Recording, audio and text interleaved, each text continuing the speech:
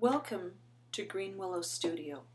My name is Flora Doehler, and I want to show you how I paint using fluid acrylics over a base of matte medium.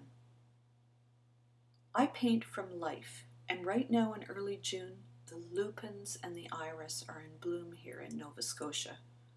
I brought some of them into the studio and placed them in wine bottles, so that I can recreate that sense of seeing the way they grow outside. Although I prefer to paint on location, at this time of year the black flies are really annoying, so I paint inside in the studio. I started this painting with water and color on the primed canvas.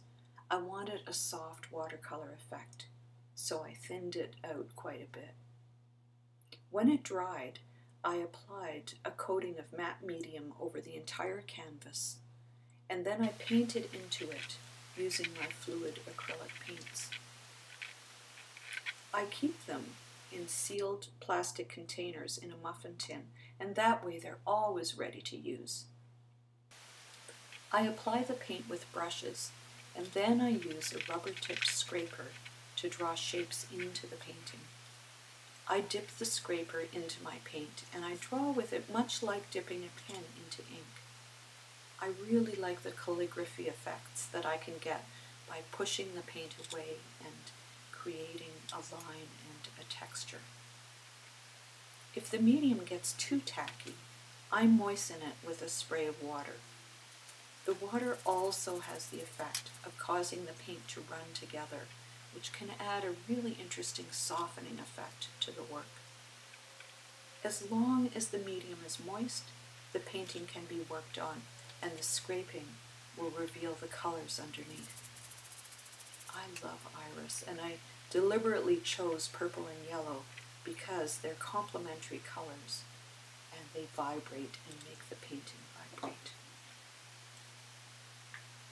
Although I have an easel, I painted this on the floor because otherwise the entire painting would drip and run if it was upright on an easel.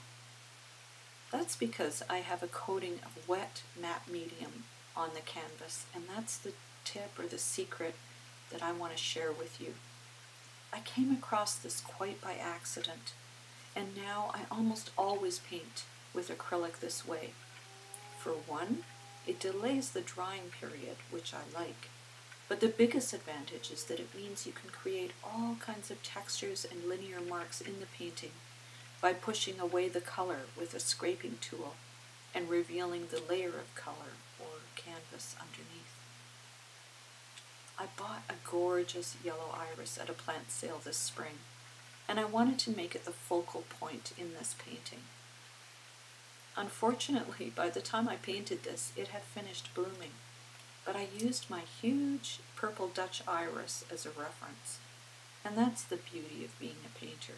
You can change the colors of anything in your painting to suit your mood or to suit the objective that you have. And that beautiful purple iris, well, it's from my garden. And it originally came from my grandmother's garden over 50 years ago. My mother transplanted some to her garden, and eventually I got them. When we moved to Nova Scotia, we moved the iris with us halfway across the continent, and they're blooming like never before. I know that my mom and my grandmother would have loved the yellow variety that I've added to their ancestral iris. And I know they would have loved the wild purple, pink, and white lupins that grow like weeds here, and especially at our place.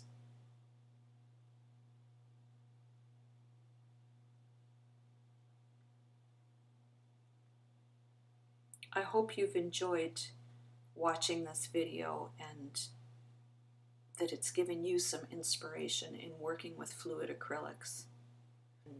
If you're interested in checking out some of my paintings or more tutorials, please visit me online at greenwillow.ca.